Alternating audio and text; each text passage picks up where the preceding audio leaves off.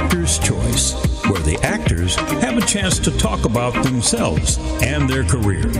Join us now for the next hour as we explore the marvelous industry of acting through actors and actresses from today's exciting show business world. And now, here's your host, Ron Brewington.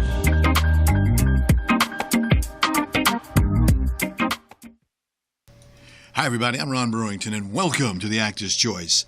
Our guest today has worked in film, television, and stage, and during his 34-year career, he's had roles in film such as Hollywood Shuffle, Waiting to Exhale, and Under Siege 2, Dark Territory. In television, he's played on Rock, Seinfeld, 22 episodes of Whoopi, Walker, Texas Ranger, Moesha, The Game, and many, many more. One very unique aspect about our guest is his deep, full voice and the special way that he uses it to shape the words and thoughts in a curtly and beautifully cultured manner.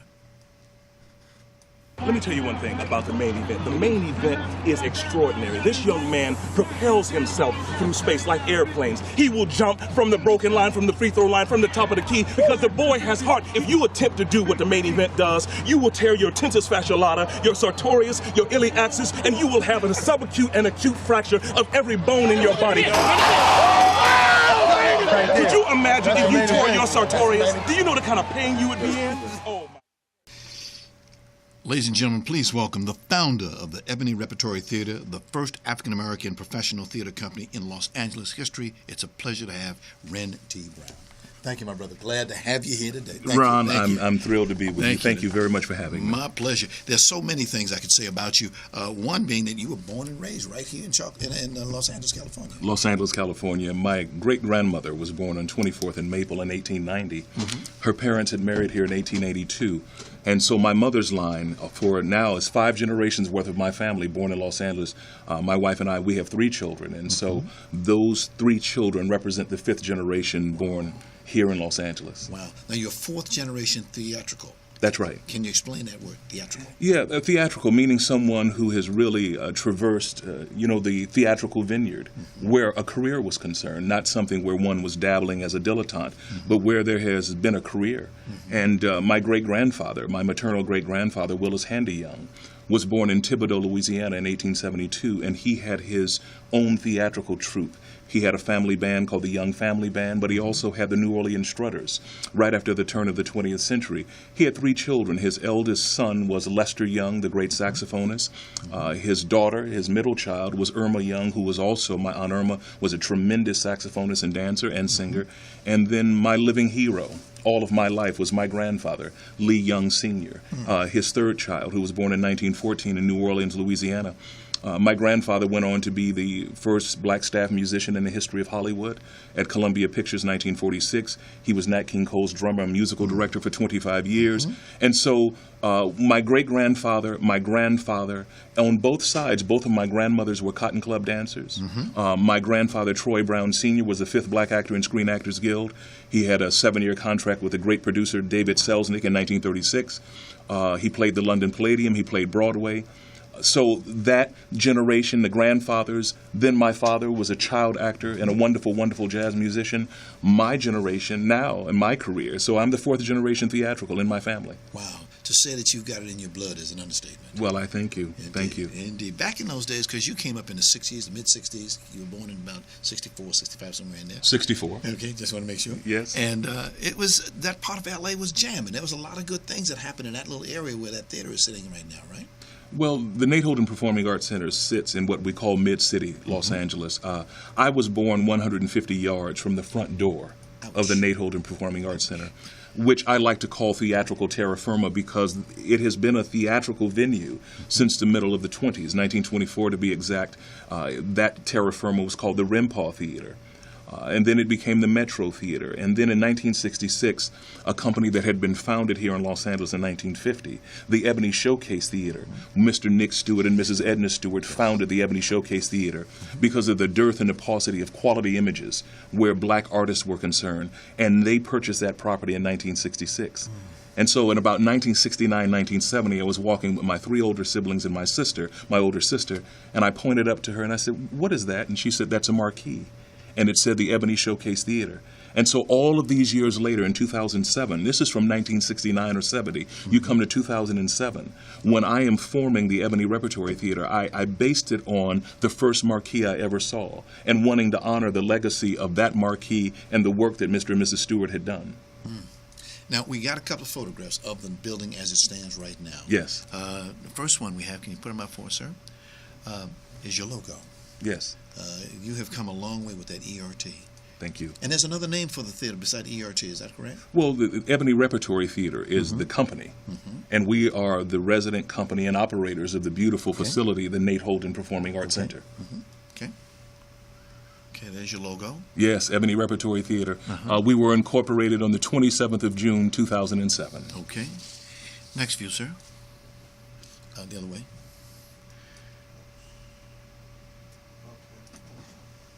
Okay. The Repertory Theater, by itself, what does the name invoke when you say Repertory Theater? Well, it's a repertory theater is like a repertory company, meaning that we do have a base group of actors who participate in our repertory.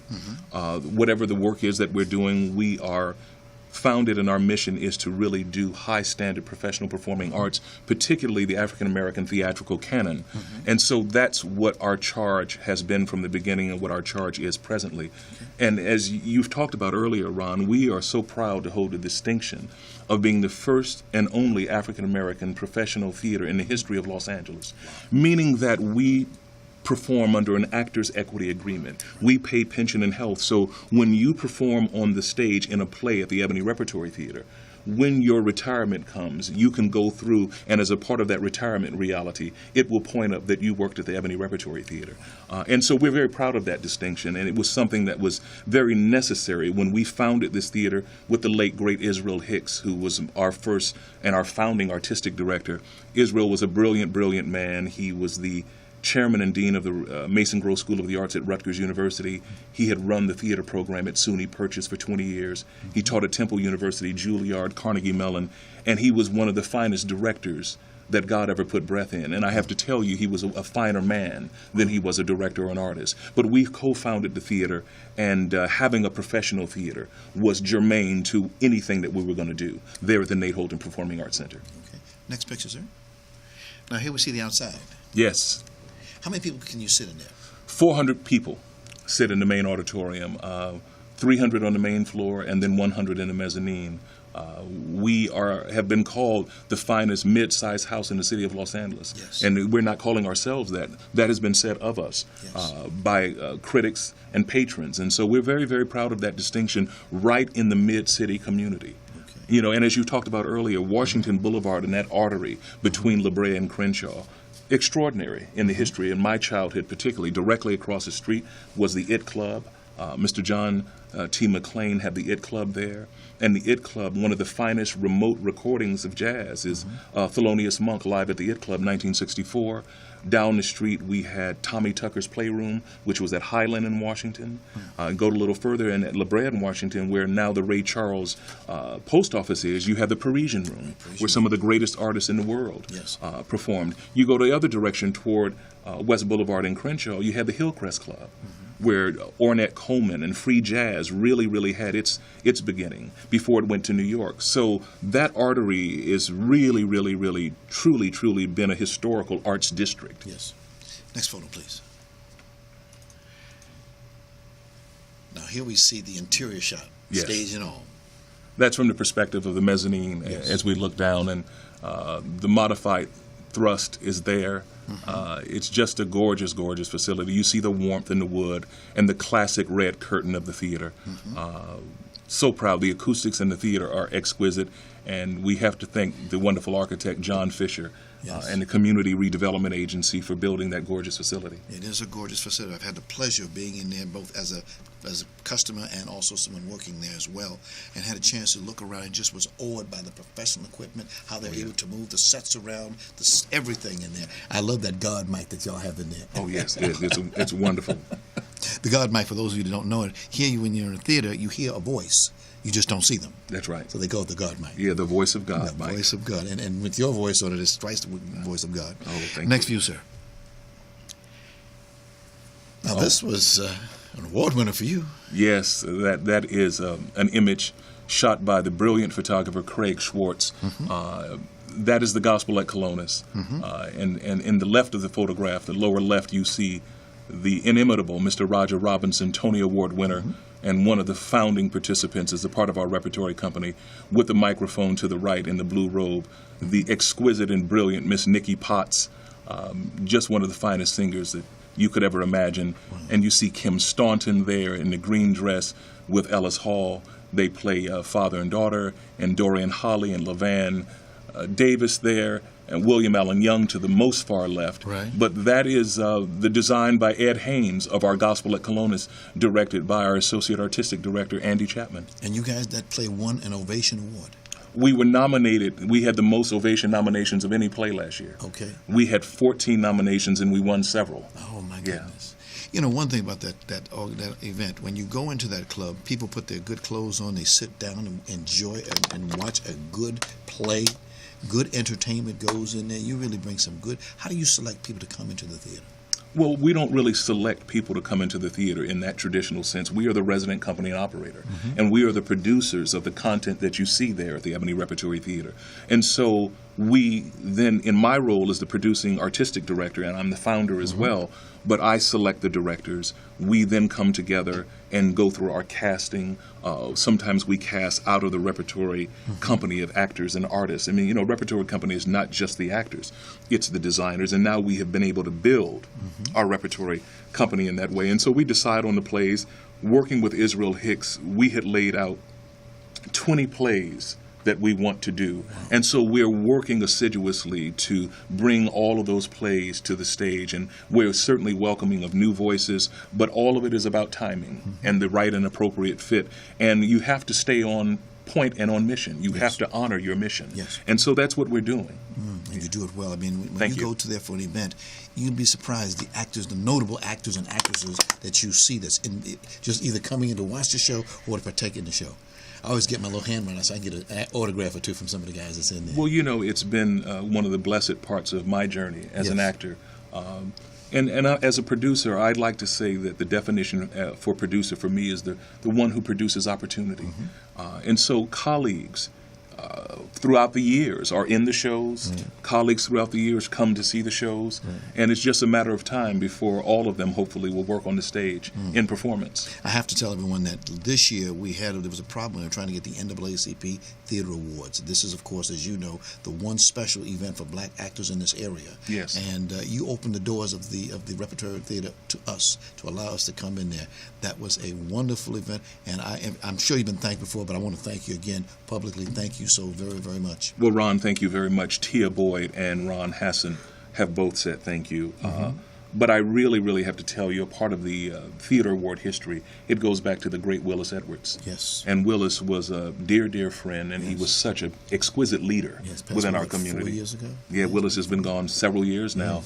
But the first Image Awards for Theater, the NAACP Theater Awards, if you will, they were directed and produced by the late Hal DeWint. Yes. They were held at Royce Hall at UCLA, and there were 4 hosts for the first NAACP Theater Awards: Louis Gossett Jr., Lillian Lehman, Denise Nicholas, and yours truly, Wren Brown. And that was 1988. Wow. That was 1988 at Royce Hall at UCLA. And so to be able, I like to say, to give forward and to place the importance on our community, because not only am I concerned about our neighborhoods, I'm concerned about our community, I'm concerned about our larger society, but I'm first and foremost concerned about our neighborhood and then our communities and the community of artists here in Los Angeles, particularly the ones who are black, brown, and beige.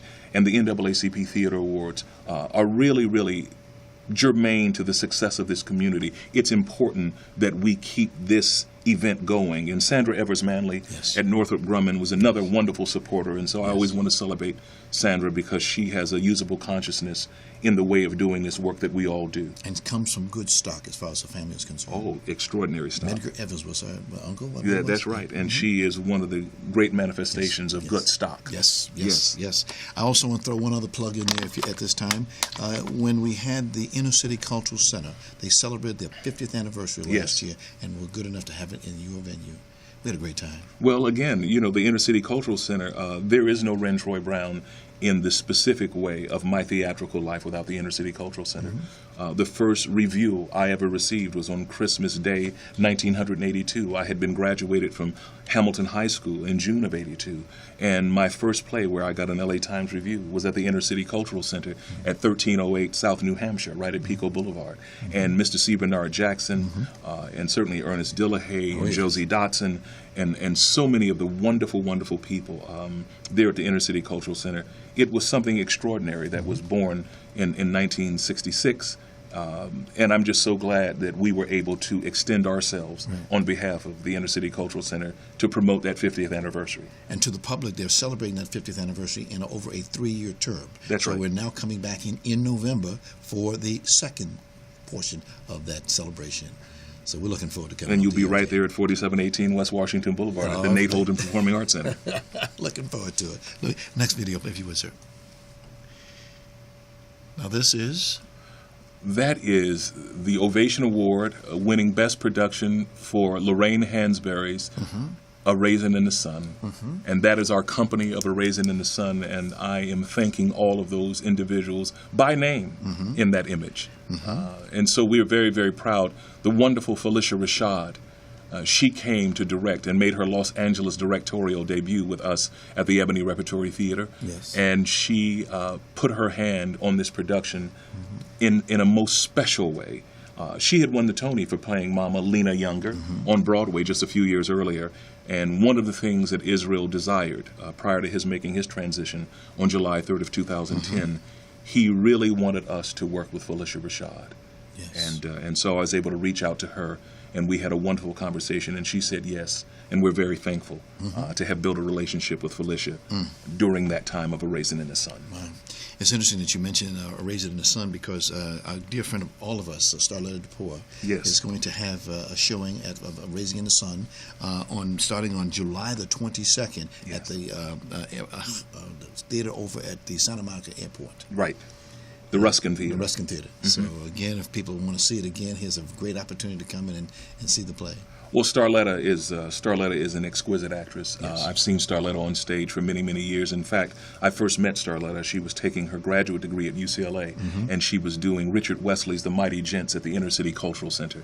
And it was such a joy to see her do that work, and we came to know each other 33 years ago now. Wow. And it turns out that her mother and my grandmother knew each other and were colleagues as well. Her mother was Princess Starletta, a wonderful, wonderful dancer. And Starletta is a Tony-nominated actress for The Mighty Gents on Broadway, Richard Wesley's production. And so I'm looking forward to getting over there and seeing Starletta do this wonderful work. I got my tickets yesterday for opening night, so I'll see you there. Well, there it is. Yes. In fact, I invited her to come here this morning, but unfortunately she's rehearsing today. Of course she is. Yes, she's getting ready to open. She's here in spirit. Yes. Yes. In fact, I'm going to make sure that she sees this. Starletta, take wings and soar, my dear. Amen. Yes. Amen. Thank you, sir. Thank you. Next picture, please. Oh, wonderful. Rafael Amargo from Spain and his wonderful, wonderful company. That is, I'm trying to think, Tiempo Muerte was the name of the show. And Rafael Amargo and this company, one of the most enjoyable times in the theater, we were able to bring this company to Los Angeles, and they're a flamenco company. Gotcha. And I have to tell you, the theatricality, the passion, the music, the wonderful dance, and the high drama. The drama in flamenco dance, particularly in Tiempo Muerte, was just what we would call Aristotelian, high drama.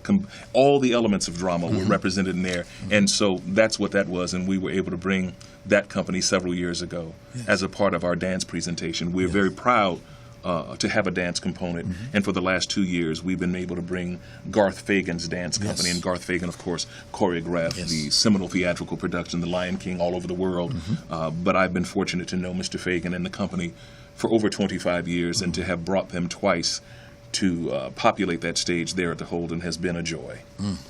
I wish that our viewers and listeners would have a chance to understand ERT, Ebony Repertory Theater. There's a lot of good things happening there. Thank you. All you got to do, go to their website, get the information that you need, and you'll know when something's coming up. That's right.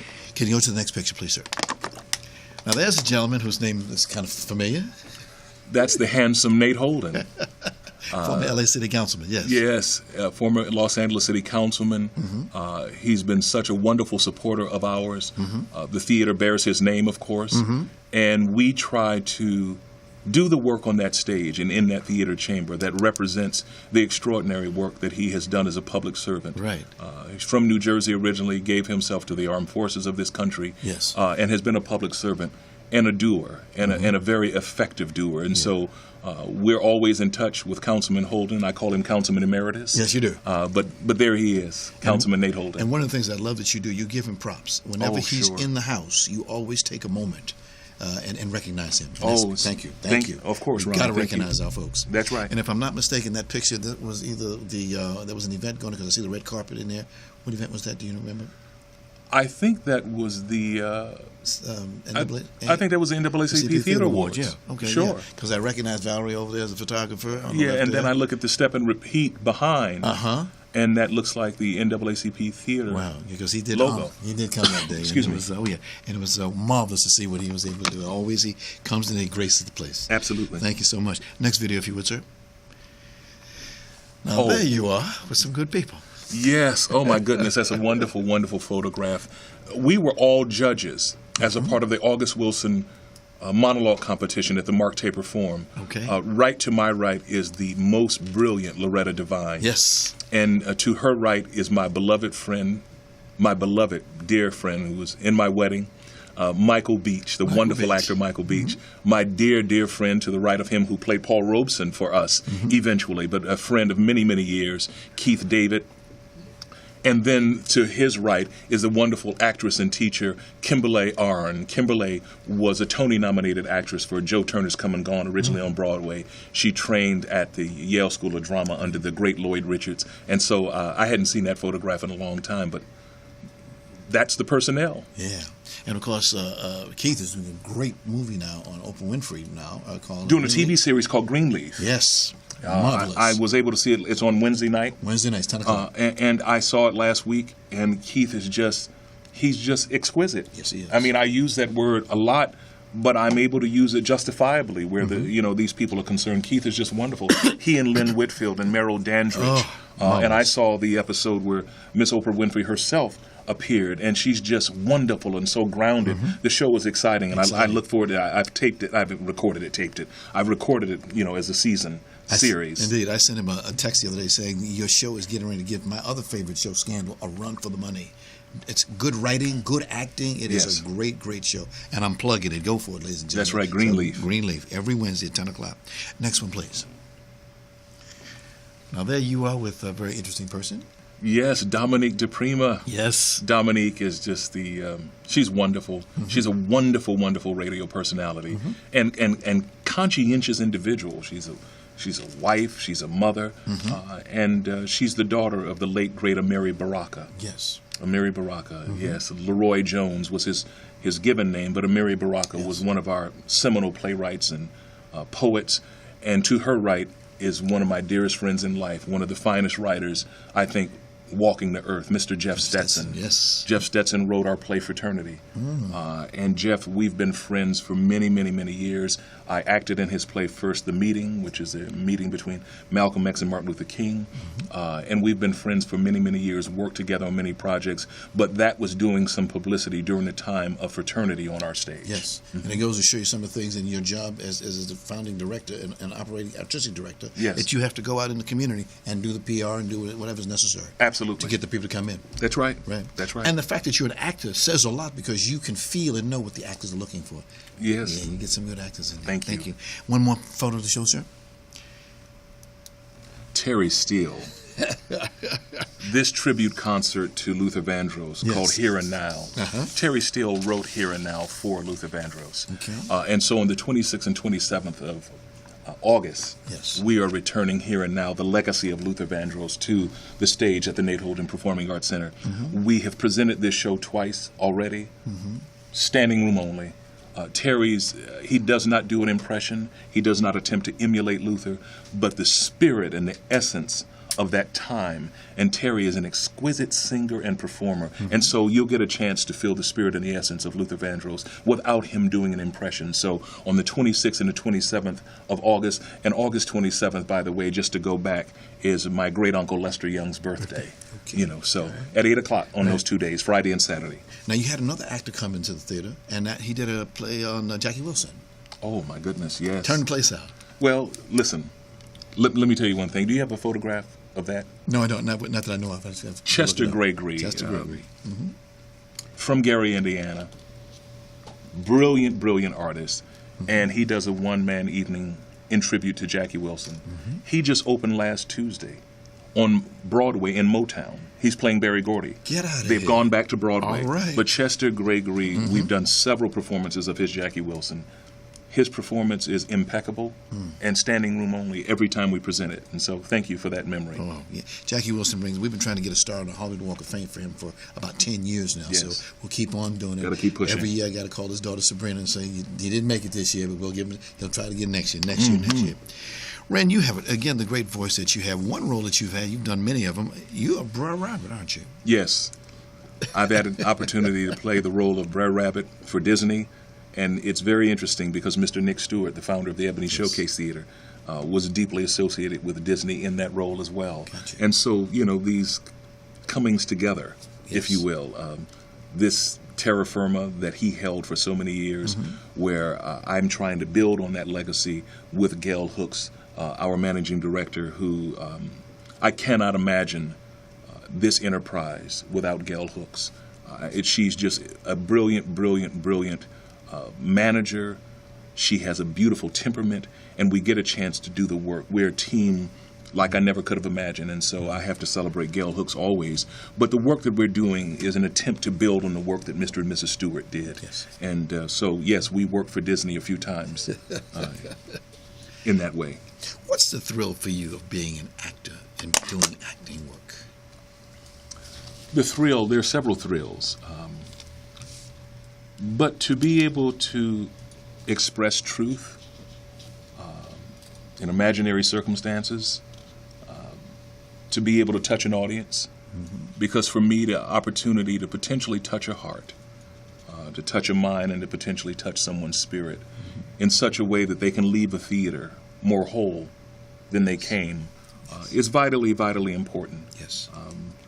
And we all need a release. We all need to go somewhere to be able to have a release, because we're dealing with a lot of pressures in this life, in this society particularly. And you know, all of the events of the last week Yes. have been like we haven't seen in years. Yes.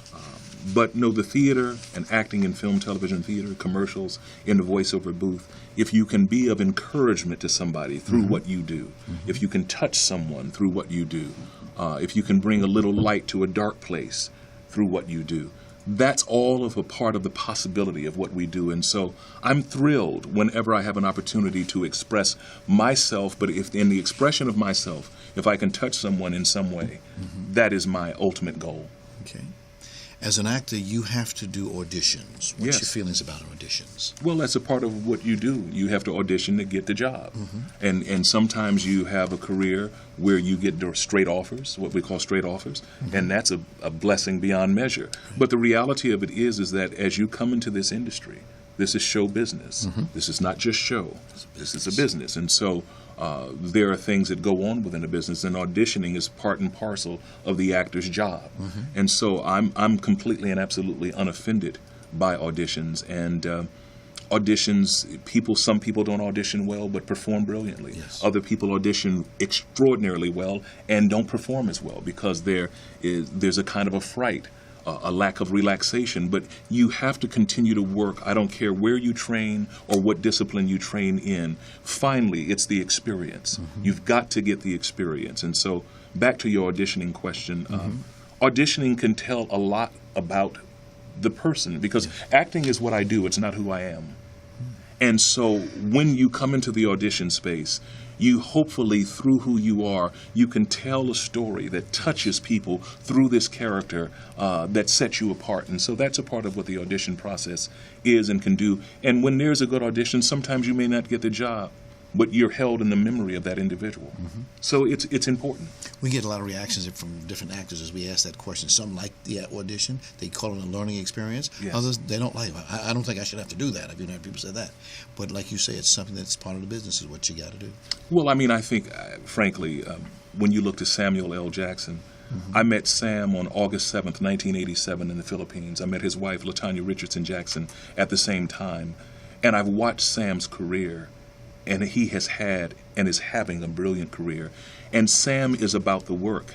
I really, really, really believe that for whatever reasons, if Sam was asked to audition today for something, we know his celebrity, we know his international celebrity, we know his brilliant work throughout the years. But at the end of the day, I believe that if it's something that Sam really wanted and something that Sam really wanted to do and he was asked to audition, I believe, in the way that I know Sam, that he would audition. And so if you can do that when you have the standard of career that he has, I think that we all should be willing, in the right circumstances, to certainly give ourselves, even when we've built a resume that's long and large, to make sure that we give ourselves to doing that work still.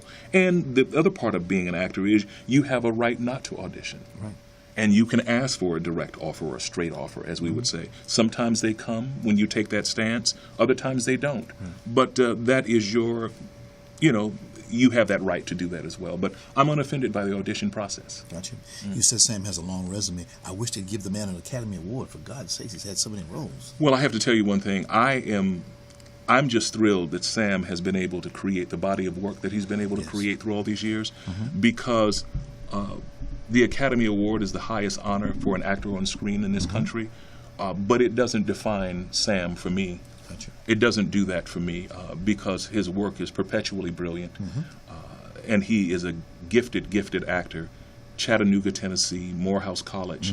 He came through so many difficult times, and he stands as an extraordinary exemplar for any actor of any color, of any age, because he has never given up, and he goes where the work is. Yes. And also where the golf is. Yes. Oh, yes. Got it. That's in his clause. That's in his contract. But I love his Capital One commercials that he does. I love that. No, he's doing them so wonderfully.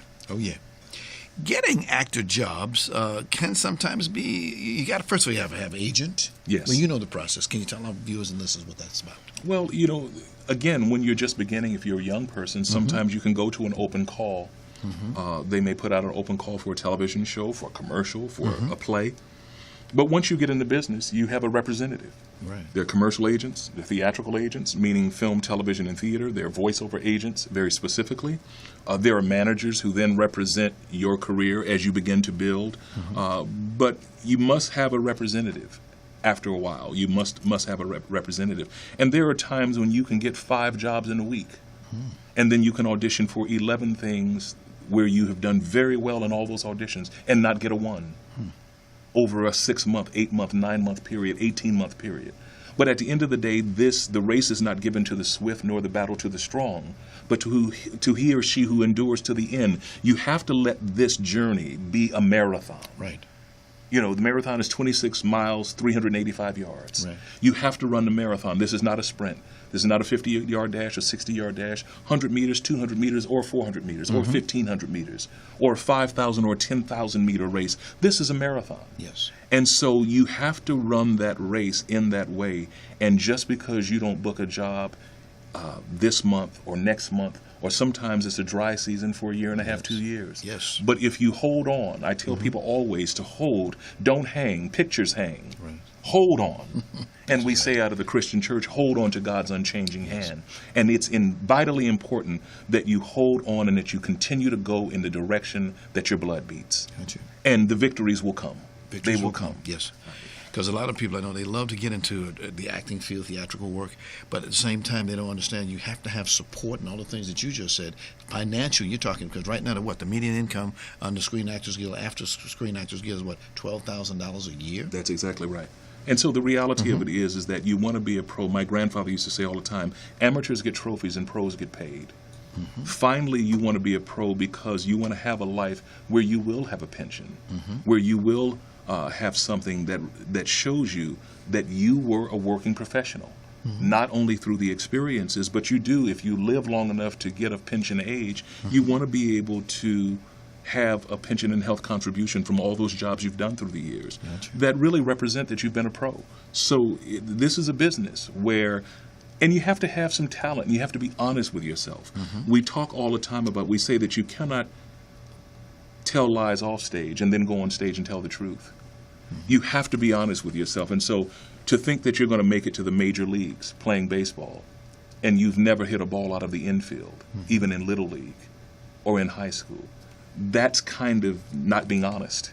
You know, you have to have a talent, and you have to continue to cultivate your talent. You can always grow. You can always learn. I mean, I'm watching, as the world is watching, the continued growth and brilliance of Mr. Denzel Washington. Oh, yes. He just continues to get better. Yes, he does. And I have to say that I think of all the American actors who have ever been produced, I think that Denzel Washington is the finest cinema actor America has ever produced, of any color. And I have a great celebration of his art, as well as that of the great Spencer Tracy and many others. But I think that they're the high watermark. Yes. You know, so he continues to grow. And so I watch his work always, and I'm looking forward to his direction and his starring in Fences And he's got at the a end son, of this too, year. that's thinking about getting into the business. Not thinking about. John David is firmly in the business and doing a beautiful, Yes, he beautiful is. job on Yes, he Ballers is. Yes. with Dwayne Rock Johnson. Yes. There's an expression you guys use in the industry, break a leg. Where did it come from? I have no idea. I have to be honest. I'm ordinarily I would have, you know, found that out at some point, and I probably have known at some point, but I don't know right now as we're speaking. Gotcha. But you know, I certainly have become a person who participates in the mysticism of that, because I say break a leg all the time. You know, we don't ever want to wish an actor good luck. Yes. So, but we'll get back to that. We'll find that out next All time we right. talk. Okay. Yes. Actor training is a subject that is near and dear to both of us. How do you choose the best training for yourself as an actor? Well, I mean, first of all, you want to be trained by an institution or an individual who has had some experience with the craft and who can help you with a technique, whether it's training of your body. There's certain dance teachers and movement teachers. There are people who teach voice and articulation for the theater. And so the training is, you want to find some place that really fits you. You know, a lot of times we unfortunately find people and teachers who are into abuse of their students. You don't want to be in any situation where there is abuse, but you want to find something that can cause you to grow, that challenges your instrument, challenges your knowledge of what you do know and what you don't know. And so that can be many places. Right now, from a conservatory perspective, for young high schoolers or kids on their way to college, I'm seeing Carnegie Mellon turn out and produce young artists who are just extraordinary, But there's so many around. There are private coaches, there are individual schools, there are conservatories on college campuses. So there's no shortage of wonderful places to train. But after you get your training in, I have to implore all the young people, get out and do the work. Get out in regional theater, get out on stages somewhere and do the work, because that experience is really the great teacher. Okay. As you know, there are 8 different styles of training. And I was talking to Ted Lance not too long ago, and he talks about the fact that he took his training under the Shakespearean theater style. Well, but you know, there are even more than 8. Oh, yeah. They're more than 8. You know, when you talk about Frank Silvera and his theater being, Bea Richards was one of the great teachers of the theater, being, as was the late great Dick Anthony Williams. So there's so many styles and disciplines. You know, Stanislavski, of course, the Method, the Actor Studio, Lee Strasberg, and it's all interconnected. But finally, it's an archaeological search for truth. Okay. You want to get to the truth of the character, the truth of the environment, the truth of the scene, to be able to look another actor in his or her eyes and to be able to tell the truth. That's what it's about. And so it comes in many, many ways. And sometimes people have a gift, and listening is the most germane element, I feel, in good acting at all. The ability to listen and then to respond honestly and truthfully out of what you've heard, and have it fall afresh on you each night. Even though you may do a Broadway show, 8 shows a week, it's happening for the first time each night. Right. That's when the work is really brilliant. And you have to have the love to do it consistently every time. Love. It's really, really about love. And I'm creating a workshop that I'm launching on the 1st of August, and it's called Purpose passion, and possibility. Purpose, Passion and possibility. Have a clarity of purpose. right. Support that clarity of purpose with passion. Okay. The possibilities then can almost become limitless. You have a talent, you keep working on your talent, but you live your life, particularly as an actor, with purpose. You then add that passion, that urgency, that electricity, and then the possibilities you keep doing. And never be, they talk about all the time, there are no small parts, only small actors. Right. Go and do the work. Right, do the work. Go and do the work. Right. There was my early opportunities on television were one-liners. Right. And I looked up at a point and was working every single week, 2 or 3 times a week, going on shows and doing one-liners, getting comfort in front of the camera, getting in wardrobe, learning about what it means to be on a set and how you comport yourself. How do you behave on a set? Where do you park? When do you park on the 4-level parking lot, or do you have your own space? Well, come into your trailer, what it means to get into the makeup chair, and then the hair chair, and you go to craft services, when lunch breaks. So you learn how to keep all those things in perspective, and you focus on the work in the midst of all of that, because a set can be very busy, very, very distracting. You have a PA perpetually knocking on your door. Sometimes they knock on your door inadvertently, and they're not ready on the set.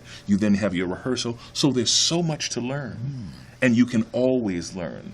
But as Winston Churchill said, what a great tragedy it would be if one day you were figuratively tapped on your shoulder and found ill-prepared. You want to be prepared, Ron Brewington.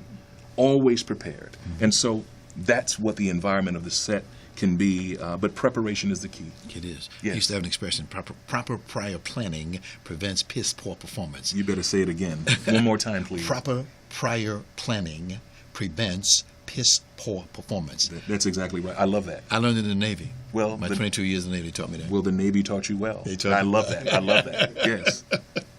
One of the good things about your organization is that you guys always regularly have classes over there to see what you're doing now. Can you give us an idea what's going to be taught in this class?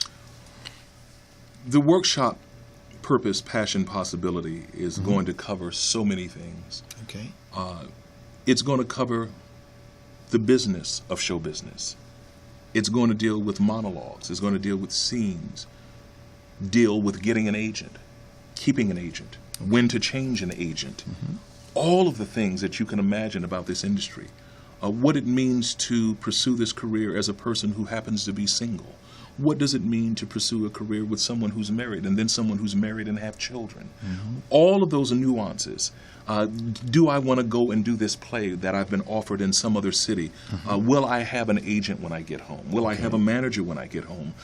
Will I miss out on that TV show or that film that I've been praying to get if I go out of town and do this play that I love the role? So it's dealing with everything imaginable that I've learned in my 34 years of being in the business, my personal journey and what I've learned from others. We're going to share all of that. We meet twice a week, and we're going to have conversation and real open discussion, because it's vitally important to have a support system to undergird you as you navigate your way through the labyrinthian corridors of show business. Okay. Now you say when are you going to start the class? August 1st. And how long will it last for? The first session will be 6 weeks through September 8. Okay. And we'll meet on Tuesday and Thursday. And I'm sure people are going to ask you how much it's going to cost. It's $200. That's all? $200 for 6 weeks, twice a week. And the hours for the class?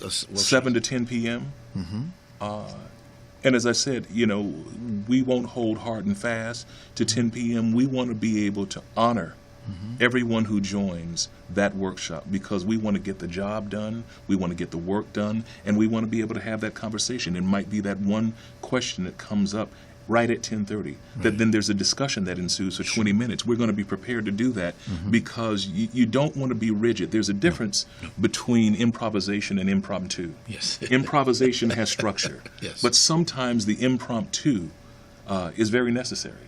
So we're going to, really honor all of that. And so I'm so looking forward to sharing with all those who may join this workshop. Okay. Now, is this class workshop going to be for persons who are new in the business or the seasoned actor? It's going to be for everyone. The newbies who have not yet entered. Gotcha. The brand new, the neophytes who have just entered. the ones who have some, career under their belt, or certainly a few jobs. And then for those persons who have had a long and distinguished career, who might want to come and just keep their muscle toned, to keep themselves in condition, the actorial muscle. Yes. So it's going to be for everybody, and we're going to be able to utilize the time well for everybody and meet them right where they are. Gotcha. Yes. Several months ago, you brought a very talented gentleman from New York City to teach a class over there at ERT. Can you talk about that, please? Oh, my goodness. Yes, that's my theater father, Dr. Henry Miller. Dr. Henry Miller. Wonderful playwright, wonderful director. Yes. Wrote a seminal book on our history in the theater. It was a book that was written from the period of 1898 through 1965. It's purchasable on Amazon and everywhere else. But Dr. Henry Miller, you came to hear him lecture at our theater. He's been twice with his workshop, and he was our director of fraternity in its 2 incarnations. But Dr. Miller is an extraordinary man, very, very impactful man who's had a beautiful, beautiful journey. He's a New York-based theater artist, and his story is very, very, very unique, and he is my theater father. We have a beautiful relationship, and he'll be back. We're working on a radio drama. I was going to ask you that. When is he coming back? Yeah, he'll be back in a few weeks, in fact. We're working on a radio drama with Mr. Bill Cobbs, the wonderful actor Bill Cobbs, of Dr. Miller's play called Shout. Mr. Cobbs, we were at a recent event for the Giving Back event. Oh, Ken Sagos. And when Mr. Cobbs walked into the room, he was moving around a little push cart. Everybody got up and applauded him. Oh, yes. Oh, well, that's emotion. That son of Cleveland, Ohio, yes, deserves applause wherever he enters a room. Yes. He's a wonderful, wonderful man and really a beautiful artist. But the Giving Back Corporation, Ken Sagos, has been a colleague for many years, and Ken has not only is promoting literacy through the Giving Back Corporation, but the those artists he has celebrated through the years, so many are gone now, but we owe a great debt to Kenny for doing the work that he does, and so I celebrate him today. Gotcha. What are your favorite roles that you like to do? Comedy, drama? Oh, I like them all. I like them all. I like a challenge. I like a challenge. I'm really, I love when I have an opportunity to be witty or perhaps even funny. I love when, I was born to a very, very dramatic family. Beyond just the ones who were working professionals in the arts. My home at 1926 Rempar Boulevard with my 4 brothers and my sister, very dramatic house. And so, needless to say, I have an affection for the drama. But we also, I love musicals. I really love them all because they offer such different things. And so I don't really have a favorite per se, but wherever the truth can be told, wherever an audience can be entertained, wherever you can really have fun in the celebration of a part of your own instrument. I don't have favorites in that way, but I love all of the disciplines, if you will. Yes. I should mention to everyone that from time to time, a couple of ladies that we know, Judy Pace and Beverly Todd, they get together, used to, I don't know when we're going to do it again. Yes. But they would always invite you to come in and do some spoken word. Yes. And you'd always come, always at the end. That was your spot at the end of the show. And you always got a massive applause because you can, to us, as we know, it's just a script. But your training, your ability, your personality, your talent all come together, and you make those words just come up off that page. I've seen people, when you've done your word, do this.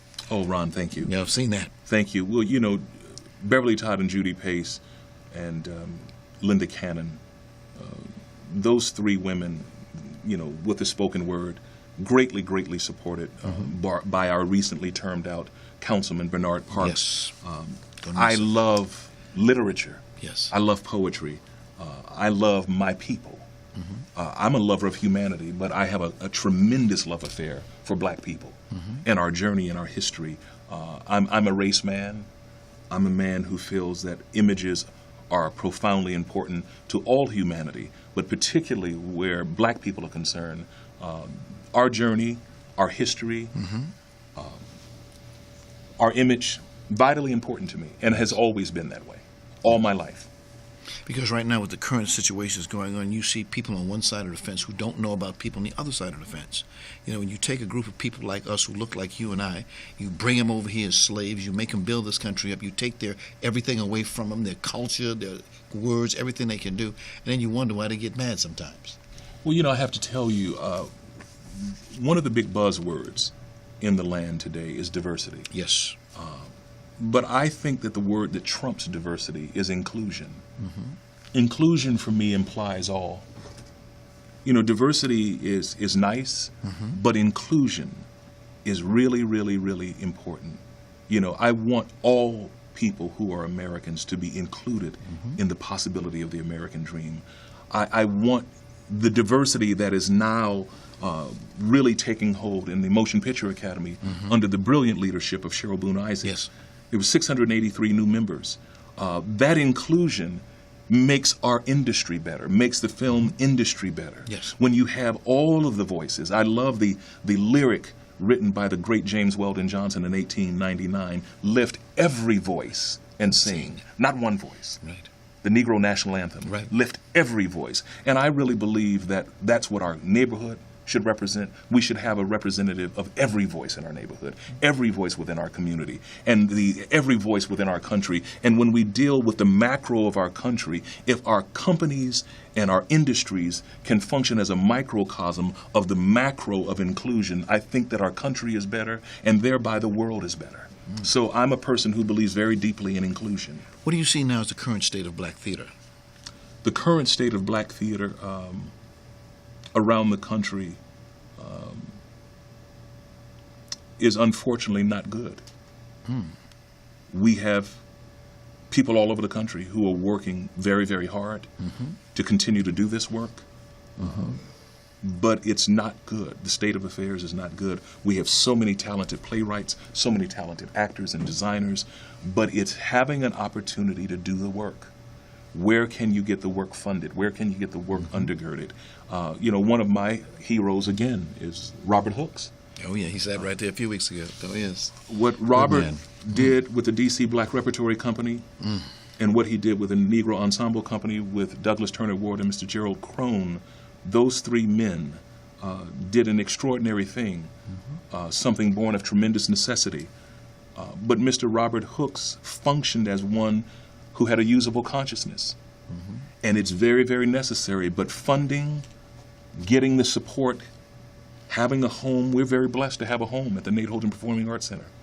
But when you're working under professional agreement with Actors Equity, what it means, we have to go and place a bond at Actors Equity, $15,000 and $20,000, to make sure that the actors are protected, that there are several weeks of salary there for them. This is not a non-professional enterprise. No. And when I say professional, that's what I'm talking about. And so to hold the professional standard that's different than the community theater, it doesn't mean that community theater doesn't have great worth. Right. It doesn't mean that certain non-professional enterprises don't have great worth.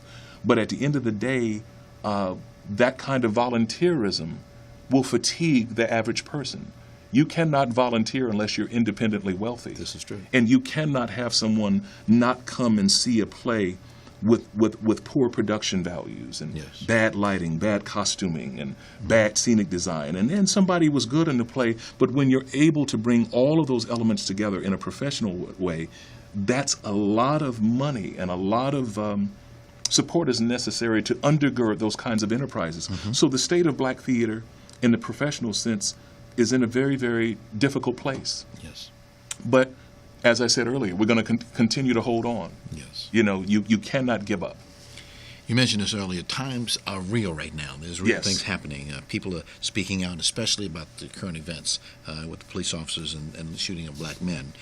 What's your feelings about celebrities using their celebrity to make statements about current events? I think that all people have to do what they're comfortable with. I don't think that everyone is supposed to be a frontline person. Okay. I think that a lot of times people who have worked behind the scenes, who have had celebrity, have been unfairly chastised for not being an out front person. Work has to be done behind the scenes, on the front lines, on the sidelines, in the kitchen cabinets around the country and around the world. Everyone could not be Harry Belafonte. Right. but that doesn't mean that they are not equally committed to the struggle. Jesse Williams, I have not been more impressed by anyone's courage of late in that way than Jesse Williams at the Image Awards recently. Yes. But Jesse Williams just didn't do that because he was on the Image Awards that evening. That's who he is all the time. Right. He's very, very consistent in who he is as a man, as a husband, as a father, as an artist. So he has to be undergirded and supported. Right. You know? Yeah. And so I really, really believe that if you have an interest and a willingness to use your celebrity toward something that can push the envelope forward in a positive way on behalf of people being seen as whole versus people running around with tremendous xenophobia and having a reckless disregard for black life and other life. No, if your celebrity can really ameliorate some of those things, I think it's wonderful. But I don't think that you cannot do it if you're not committed to it. There are a lot of times there are people who are shy and are just not comfortable with that. But they may finance things that we don't know anything about. So I really believe that however celebrity can be used, to the comfort of the individual, it should be. Because sometimes you see someone getting very political, and you say, wait a minute, he's an actor, he's a sports figure, he needs to shut up. I hear what you're saying. No. It doesn't. You know, we cannot elevate other industries over this industry. Exactly. It's a vitally, vitally important industry that travels the world. Images travel around the world fast. And, you know, there's no indignity at all in being an actor or an artist, whether you have great celebrity or not. And a lot of times, the theatrical community doesn't own itself as vitally important. Yes. In fact, I was over at your theater recently, and I see you have a guy named Bruno. I can't think. Salugi is his name. He has a skill where he teaches actors how to use some kind of physical training to help them keep in shape and also to keep their ego in check. He says, we're going to have him on here probably in about another 2 weeks or so. Working over in the dance studio there. Yes. It was a wonderful workshop. But you know, Pat Taylor and her Jazz Antigua, Yes. they're working with the theater. We have Gary Jones with the Blackstreet USA Puppet Theater.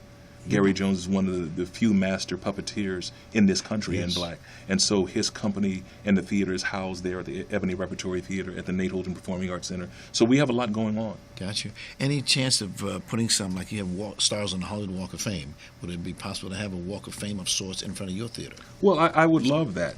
We have talked about utilizing the walls of the Nate Holden Performing Arts Center, as well as that wonderful entry there with all of that wonderful red brick out in front of the theater to potentially do a celebration like that, celebration of artists who have come out of the theater, who are worthy of celebration. Okay. How do you see the future of theater and acting? How do I see the future of theater and acting? It's always changing. There will be certain things that will remain consistent, but it's always changing. There's such a wonderful crop of young artists on the horizon. They are always produced, and just when you think that it's something may be over, here they come again. Yeah. So, you know, we look at Hamilton, the musical. Lin-Manuel Miranda, I feel without question, for me, it is the finest musical endeavor I have ever seen in my life. And I have seen hundreds of shows. But what Lin-Manuel Miranda has done with that company of designers and director and that company of actors and dancers is one of the most miraculous things I've ever seen. And so there's always something new. There's always something new. And it started with an idea. Yep, that's my favorite four-letter word. Right. An idea. It started with an idea. Sure does. Yes. The price of the tickets get a little steep sometimes, don't they? Well, the commercial theater of Broadway, and when you have a mega hit like, you know, Hamilton, like The Book of Mormon, like Wicked, you know, like The Lion King, I mean, you know, what the market will bear. Yes. You know, at the end of the day, we are, this is a democracy, but this is capitalism. As you know, that play is coming here to Los Angeles. Yes. It's sold out already. Of course, the Pantages Theater has not seen a hit like they will see with Hamilton in the last 70 years of its existence. Wren T. Brown, how do you want to be remembered? Ron Brewington, firstly, thank you for the question. But I would love to be remembered as one who gave, as one who cared about his neighborhood, as one who cared about his community, who cared about his city, who cared about his country, who cared about humanity. And I'm not shy to say to you that bringing something that can bring some joy and some elevation to the black community of this country particularly is something that would be very, very important to me. To have it said that I contributed something that was worthy, that I left a few footprints in the sands of time, that I was a giver. A lot of people have a concept of poverty, Ron, where they can do nothing but take. I've worked assiduously to be a giver all of my life, and I would like that to be remembered, beyond the fact of one's family, but the family of man in my community. So there that is. I'm glad to know you, my friend. I'm glad to know you as well. Thank you. There's a lot. As people don't know, we had children that go to the same school. That's right, through the years. Through the years. You say you got. We only got a couple of minutes. You say you're getting ready to write a book. I am. Got to read that. Preparing a book, and it's called Blackface: Bandstands, Broadway, and Hollywood. 4 generations of an African-American family's theatrical odyssey. And the contributing consultant is Dr. Henry Miller. But I'm writing this book because the journey of my family through these arts, yes, great successes and great triumphs, but also facing great adversity, and so I'm excited about it, been working on it, been pulling it together, and I'm hopeful for a 2017 release. But I'm very, very excited about it because it's a book that will examine not only the family's journey, but kind of the journey of the artist and the black artist within this country. Yes. So I'm very, very excited about that. Fellas over at S1 Bookstore, get ready because you're going to see something coming at you. James and Tom, how are you? Wren, thank you very, very much. I wish we had more time. We got to get you back here again. There is so much in you and that you have to tell. You're an actor, you're a producer, you are a great guy. Thank you so much for joining us. Ron Brewington, thank you so much. My pleasure, sir. And I'm glad that you stayed with us today because like we always say, we'll see you next time.